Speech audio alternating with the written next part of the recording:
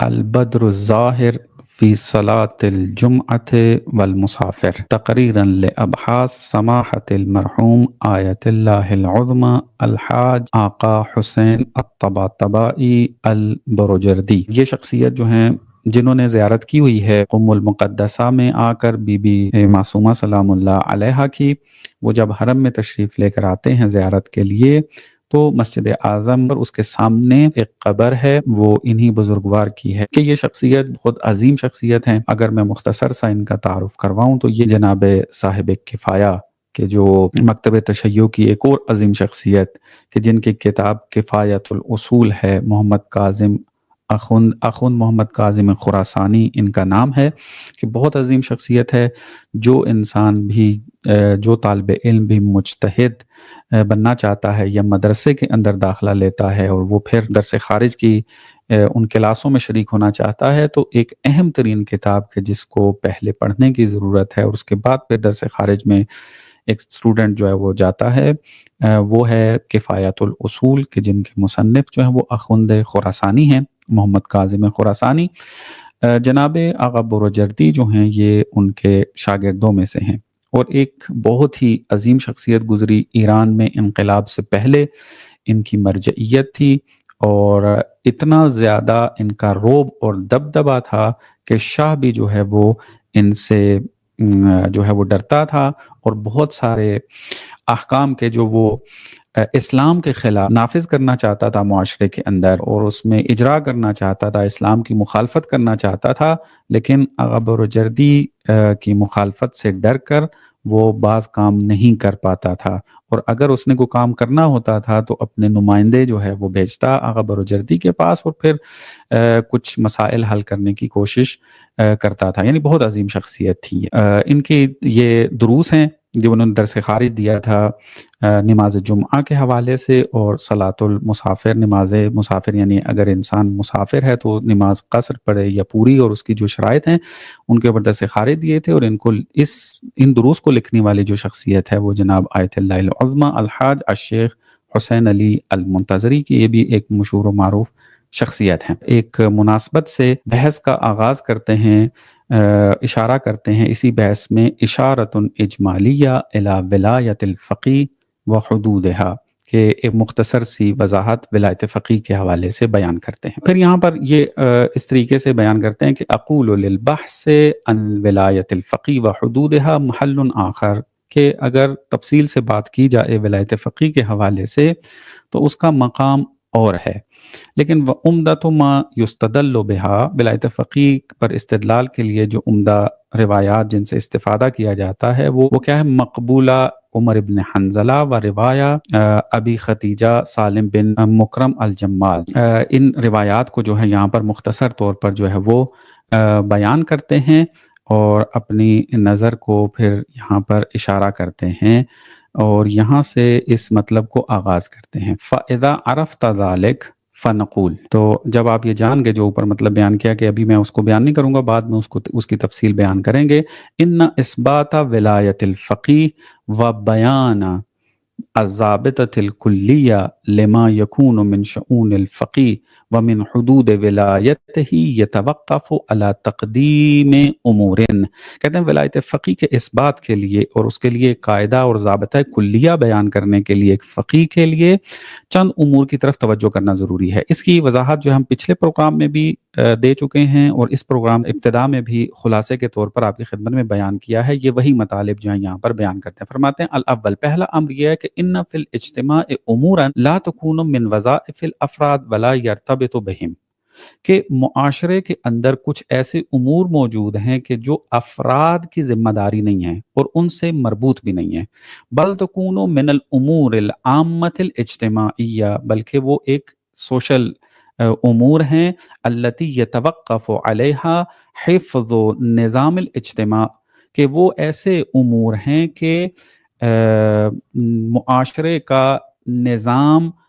اس کے اندر برقرار رہے، قائم رہے، ان امور کے اوپر جو ہے وہ قائم ہے، جیسے کہ القضاء، قضاوت کا مسئلہ ہے، ولایت الغیب ہے، مصرف اللقطہ، مجہول المالک، و حفظ الانتظامات الداخلیہ، یعنی جو داخلی نظم ہیں ان کو برقرار کرنا، سد ثغور، بارڈر کے مسائل ہیں، الامر بالجہاد والدفاع عن ہجوم الاعداء، جیسے جہاد کا مسئلہ ہے، یا دشمن اگر حملہ کر دے تو اس سے دفاع کیسے کرنا ہے، وہ نحو ذالک مما یرتبط بالسیاست المدن، یہ جو ہے وہ ملکوں کے اور سماجی اور سوشل جو ہے وہ مسائل ہیں، یہ مطلب ہے۔ پہلا نقطہ یہ تھا۔ الثانی، اب دوسرا نقطہ جو یہاں بیان کرتے ہیں، کہتے ہیں لا یبقى شک لمن تتبع قوانین الاسلام وضوابطه فی انه دین سیاسی اجتماعی، کہ دین جو ہے وہ سیاسی اور اجتماعی ہے۔ دیکھیں اس نقطے کی طرف بھی آپ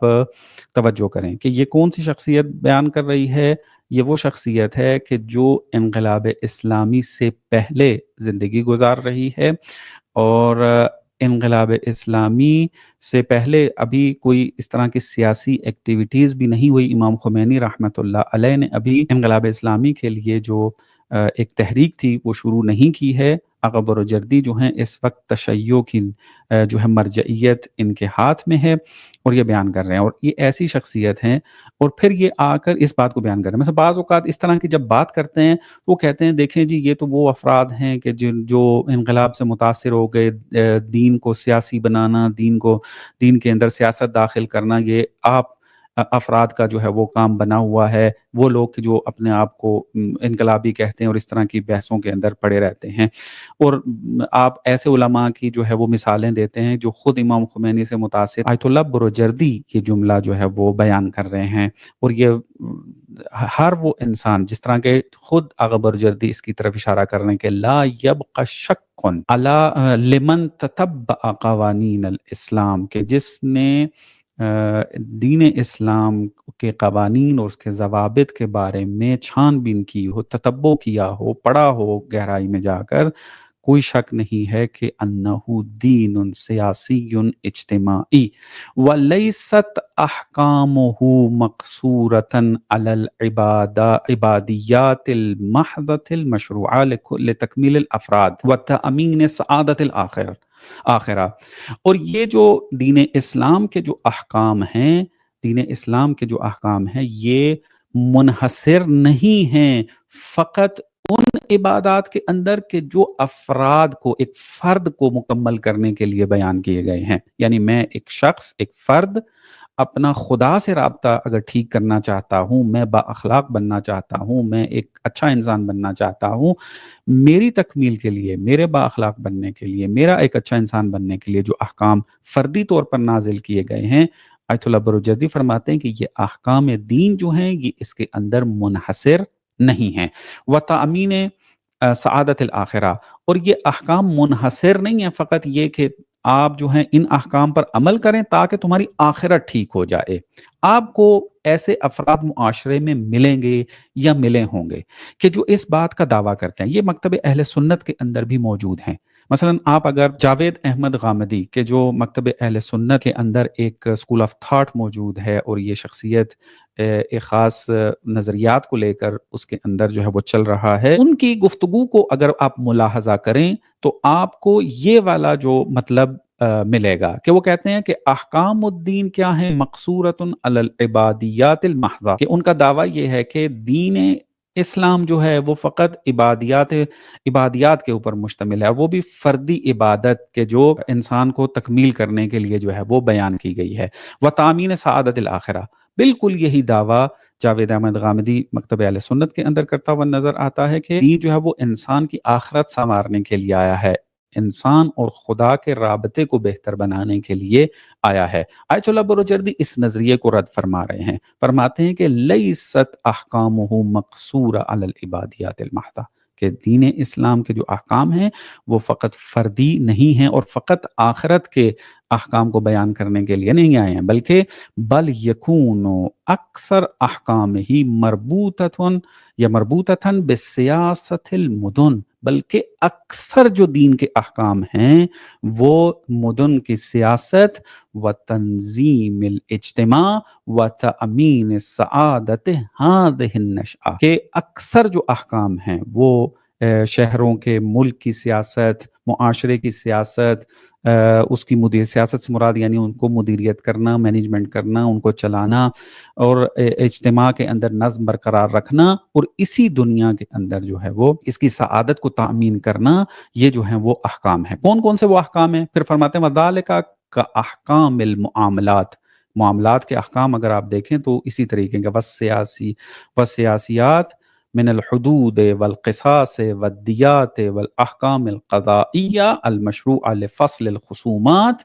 اور اس طریقے سے آگے چل کے فرماتے ہیں حتیٰ جو بعض الاحکام الکثیرہ الواردہ لتأمین المالیات، کہ وہ احکام کے جو مالیات کو تامین اور ان کو پورا کرنے کے لیے ہیں، کہ التی یتوقف علیہا حفظ دولت الاسلام، کہ حکومت اسلامی، دولت اسلامی کا حفظ جس کے اوپر موقوف ہے وہ کیا ہے؟ کل اخماس، خمس کے مسائل ہیں، والزکوات، زکوٰۃ ہے، ونحو ما، اور اس طریقے کی مسائل ہیں۔ تو یہ دوسرا نقطہ جو ہے یہاں پر جناب آیت اللہ بروجردی جو ہیں وہ بیان فرما رہے ہیں۔ پھر فرماتے ہیں کہ الثالث لا يخفى ان سیاست المدن وتأمین الجہات الاجتماعیہ فی دین الاسلام لم تکن منحازہ عن الجہات الروحانیہ والشؤون المربوطة بتبلیغ الاحکام وارشاد المسلمین، بل كانت السیاسہ فیہ من الصدر الاول مختلطہ بالدیانہ ومن شؤونہا، کہ یہ جو سیاست مدن ہے، یہ جو سیاسی اجتماعی اور یہ والے کام ہیں، یہ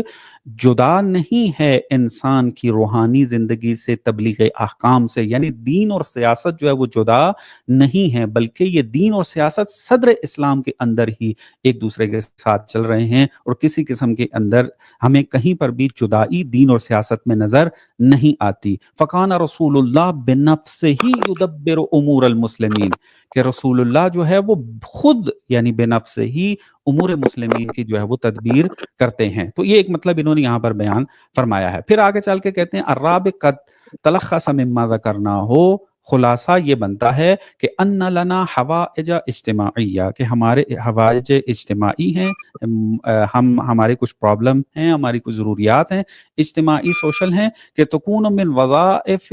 سائس الاجتماع وقائدہ، کہ یہ اس کی قائد کی اور سیاست مدار کی جو ہے وہ ذمہ داری ہے، ایک نقطہ۔ دوسرا ان الدیانۃ المقدسۃ الاسلامیہ ایضا لم يهمل هذه الامور بل اہتم بها اشد الاہتمام، اور دین مقدس نے بھی جو ہے ان امور کو جو ہے وہ بالکل مہمل نہیں چھوڑا، ان کو بشر کے اوپر نہیں چھوڑا، جس طرح کے بعض ہمیں باتیں کرتے ہوئے نظر آتے ہیں۔ وان سائس المسلمین فی الصدر الاول لم یکن الا نفس النبی،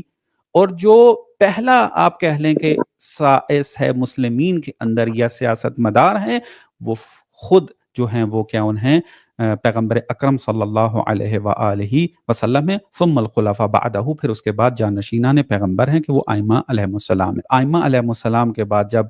ہمارے 12ویں آقا اجل اللہ تعالی فرجہ الشریف جب غیبت میں گئے تو وہ ان کو بغیر جو ہے وہ نظام کے نہیں چھوڑ کر گئے ہیں، تو یہاں سے پھر وہ نتیجہ لیتے ہیں ولایت فقیہ کا۔ اب یہاں پر آ کر کہتے ہیں کہ اذا عرفت هذه المقدمات، جو مقدمات میں نے آپ کے خدمت میں بیان کی ہیں، وہ مقدمات جب آپ نے جان لیے ہیں تو پھر آ کر بیان کرتے ہیں کہ وہ افراد کہ جو امام علیہ السلام کی طرف رجوع نہیں کر سکتے، کیوں؟ مثلا تفرقہم فی البلدان، کہ وہ ملکوں میں، شہروں میں جو ہیں وہ پھیلے ہوئے ہیں، اب ان کے لیے ممکن نہیں ہے کہ وہ امام کی طرف جب رجوع کریں، تو کیا کیا جائے یہاں پر؟ تو فرماتے ہیں کہ حتماً ائمہ علیہ السلام نے جو ہے وہ افراد ہیں جو امام کے صحابی ہیں، امام کے شاگرد ہیں، وہ مختلف شہروں میں رہ رہے ہیں، دور دراز علاقوں میں رہ رہے ہیں، تو ان کو نصب کیا تاکہ وہ ان کا جواب دے سکیں۔ تو یہاں پر اب ایک نقطہ بہت خوبصورت بیان کرتے ہیں، توجہ چاہوں گا میں اپنے ناظرین کی۔ فرماتے ہیں کہ حل احد ان یحتمل انہم علیہم السلام، کہ آیا کسی کے لیے یہ ممکن ہے کہ وہ یہ احتمال دے، وہ یہ سوچنا ایک حد تک سوچے کہ ائمہ علیہم السلام نہو شیعتہم عن الرجوع الی الطواغیت وقضاء الجور، کہ امام اپنے شیعوں کو طاغوت کی طرف رجوع کرنے سے روکے، جو قاضی جائر ہیں ان کی طرف رجوع کرنے سے روکے، وَمَعَ ذَلِكَ أَحْمَلُوا لَهُمْ هَذِهِ الْأُمُورِ، لیکن اس کے باوجود جو ہے ان امور کو مہمل چھوڑ دیتے ہیں، یعنی ان کے بارے میں کوئی چیز بیان نہیں کرتے۔ وَلَمْ يُعَيِّنُوا مَنْ يَرْجِعُ إِلَيْهِ الشِّيَعَةُ فِي فَصْلِ الْخُصُومَاتِ وَالتَّصَرُّفِ فِي أَمْوَالِ الْغَيِّبِ والقصر والدفاع عن حوزة الإسلام ونحو ذلك من الأمور المهمة التي لا يرضى الشارع بإهمالها، کہ امام جو ہے وہ معین ہی نہ کرے ایسے شخص کو کہ جس کی طرف شیعہ جو ہے وہ رجوع کریں تاکہ وہ اپنے خصومات یعنی اپنے جھگڑوں کو برطرف کر سکیں، اور جو غائب ہو چکا ہے اس کے مال میں تصرف کرنا ہے یا نہیں کرنا، اسلام کا دفاع جو ہے وہ کس طریقے سے کرنا ہے، ان جیسے امور کو جو ہے وہ بالکل جو ہے وہ مہمل چھوڑ دے، ان کے بارے میں کوئی بات نہ کرے۔ اب یہاں پر آیت اللہ بروجردی بہت خوبصورت جو ہے وہ بیان کرتے ہیں، فرماتے ہیں کہ فَالْأَمْرُ يَدُورُ بَيْنَ عَدَمِ النَّصْبِ وَبَيْنَ نَصْبِ الْفَقِيهِ الْعَادِلِ۔ فرماتے ہیں امر اب دو مرحلہ، یعنی آپ کہہ لیں دو امر میں دائر ہے، ان سے باہر نہیں ہے، عقلی حصر ہے کہ یا امام نے نصب کیا ہے فقی کو یا نہیں کیا، بین عدم النصب، یا نصب بھی بالکل نہیں کیا، چھوڑ دیا، کہا کہ تواغیت کی طرف بھی رجوع نہیں کرنا، قضات الجور کی طرف بھی رجوع نہیں کرنا، اور کسی کو معین بھی نہیں کیا۔ اور دوسرا احتمال یہ ہے کہ نہ ان سے روکا ہے اور اس کا مد مقابل کیا ہونا چاہیے نظام، اس کو بھی متعارف کروایا ہے اور نصب فقیہ عادل کیا ہے۔ وَإِذَا بَطَلَ بُطْلَانُ الْأَوَّلِ، جب پہلا احتمال باطل ہو گیا، یعنی ممکن ہی نہیں ہے، ہماری عقل تسلیم ہی نہیں کرتی کہ ائمہ علیہم السلام جو ہے وہ روکیں کہ آپ نے اپنے سماجی مسائل جو ہیں وہ تواغیت سے حل نہیں کروانے، لیکن کسی کو معین بھی نہیں کرتے، یہ احتمال باطل جب ہو جاتا ہے بما ذکرنا، کہ اس کا ہم نے تذکرہ کر دیا ہے، سارا نصب الفقیہ مقطوعا بہ، تو پھر نتیجہ یہ نکلتا ہے کہ فقیہ کا ائمہ کی طرف سے منسوب ہونا سماجی سیاسی مسائل کو حل کرنے کے لیے، معاشرے میں نظم پیدا کرنے کے لیے، یہ نصب کیا ہے؟ مقطوعا بہ، یقینی ہے، اس میں شک و شبہ جو ہے وہ نہیں پایا جاتا۔ وہ یسیر مقبولۃ ابن حنظلہ ایضا من شواہد ذلک، فرماتے ہیں مقبولہ ابن حنظلہ شواہد میں سے ہے۔ بہت خوبصورت تعبیر یہاں پر استعمال کرتے ہیں، میں نے پہلے بھی پچھلے پروگرام میں بھی عرض کیا تھا اور اس دفعہ بھی اشارہ کر رہا ہوں کہ ولایت فقیہ، اس کی جو دلیل ہے وہ عقلی ہے، اور اگر انسان جس طرح آیت اللہ بروجردی نے چند مقدمات کو تشکیل دیا اور پھر نتیجے تک پہنچے، اگر کوئی اس طریقے سے ورود کرے، کلامی طور پر جا کر جب نگاہ کرتا ہے، تو ولایت فقیہ، فقیہ کا نصب کرنا، فقیہ کا منصوب ہونا، فقیہ کا سیاسی اور اجتماعی امور کے اوپر مشروعیت کا رکھنا ائمہ علیہم السلام کی طرف سے، یہ بدیہیات میں سے ہے، واضح اور روشن ہے۔ اصلا دلیل کی ضرورت نہیں ہے کہ کوئی کہے آ کر کہ آیت میں ہمیں دکھاؤ، کہ صریح طور پر دکھاؤ، آیت میں ہمیں دکھاؤ، نہ، یہ اتنا واضح اور روشن ہے کہ حدیث کی بھی ضرورت نہیں ہے۔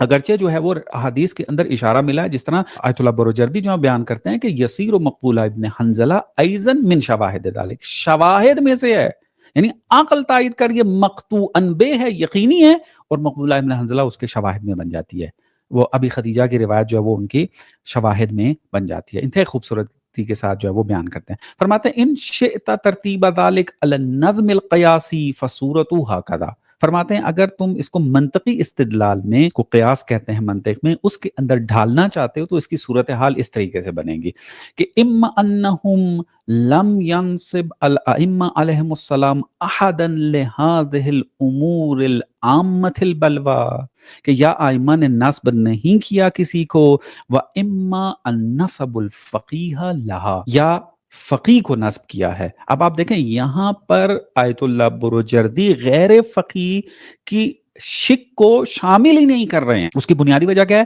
میں نے اپنے پہلے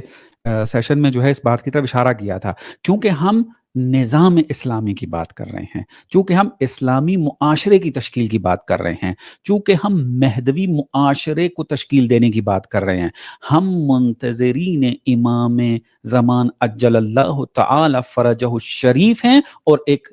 معاشرے کو تشکیل دینا چاہتے ہیں اسلامی طور پر، تو وہاں پر غیر فقیہ جو ہے وہ شک شامل ہی نہیں ہو سکتی، فقط دو شکیں بنتی ہیں کہ یا امام نے ان مسائل کے لیے کسی کو نصب کیا یا کیا ہے اور وہ فقیہ ہے، وَإِمَّا النَّسَبُ الْفَقِيهَ لَهَا، فقط فقیہ جو ہے اس کو نصب کیا ہے، لیکن الاول باطل، لیکن پہلی صورت باطل ہے کہ آئمہ نے کسی کو نصب نہیں کیا، کسی کو معین نہیں کیا، یہ باطل ہے عقلاً، فثابت الثانی، پس دوسری شک جو ہے وہ جو ہے ثابت ہو جاتی ہے، فہذا قیاس استثنائی مؤلف من قضیت منفصلت حقیقیت وحملیت دلت علی رفع المقدمہ، کہ یہ بعض منطقی اصطلاحات ہیں، ان کے اوپر بات نہیں کرتے۔ پس اس طریقے سے جناب آیت اللہ بروجردی جو ہیں وہ ولایت فقیہ کو جو ہے وہ بالبداہہ عقل کے ذریعے جو ہے وہ ثابت کر رہے ہیں، اور اس کے اندر ہم نے کسی قسم کی جو ہے وہ ڈاؤٹ نظر نہیں آتا۔